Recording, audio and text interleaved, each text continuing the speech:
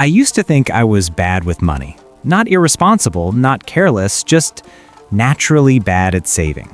But that belief was wrong. I wasn't spending because I loved buying things. I was spending because I was tired, overstimulated, and quietly trying to fix how I felt with my credit card. Once I understood that, saving money stopped feeling like punishment, and my bank balance started growing without force. Habit 1 was fixing the real reason behind overspending: dopamine. Most people don't shop because they need things, they shop because their brain wants relief. So instead of cutting spending, I built a daily habit of giving myself pleasure without a price tag. 15 minutes a day for something that genuinely felt good. Movement, silence, sunlight, or a real conversation.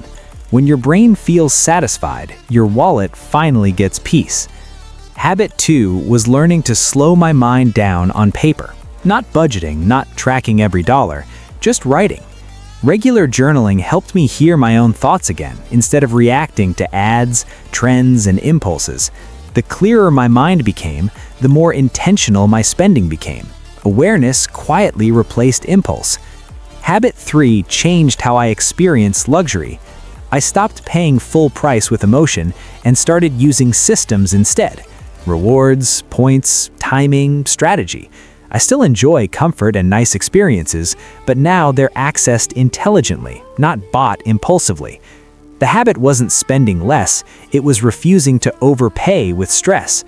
Habit 4 surprised me the most: staying connected with people. Money isn't just numbers, it's social. When you're connected, you borrow instead of buy, share instead of spend, and get advice before making expensive mistakes. Isolation creates spending. Community reduces it.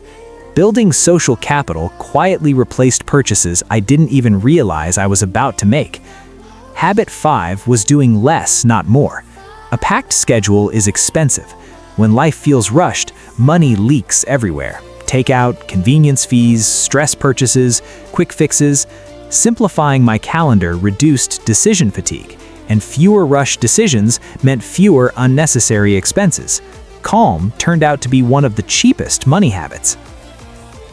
Habit 6 was investing in health instead of quick fixes. Instead of chasing products to look or feel better, I focused on fundamentals: sleep, hydration, movement, recovery. When your body is regulated, you stop shopping for solutions. Confidence replaces consumption. Health quietly eliminates dozens of unnecessary purchases. Habit 7 changed how I deal with novelty. Most shopping isn't about need, it's about variety.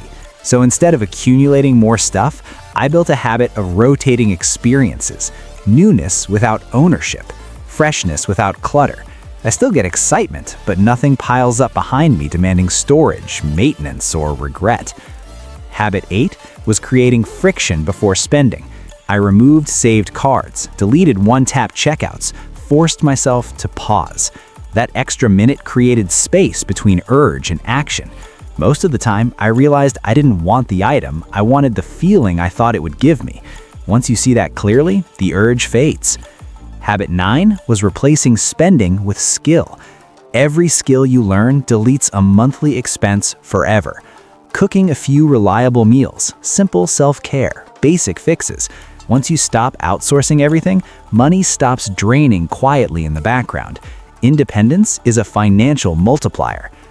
Here's the truth most people miss. Saving money isn't about discipline. It's about reducing the reasons you feel like escaping your life. When your days feel full, spending slows down. When your mind is calm, decisions improve. When your life aligns with who you are, money stops leaking quietly.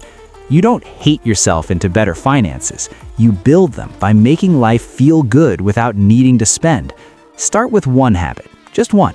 The rest compounds faster than motivation ever will.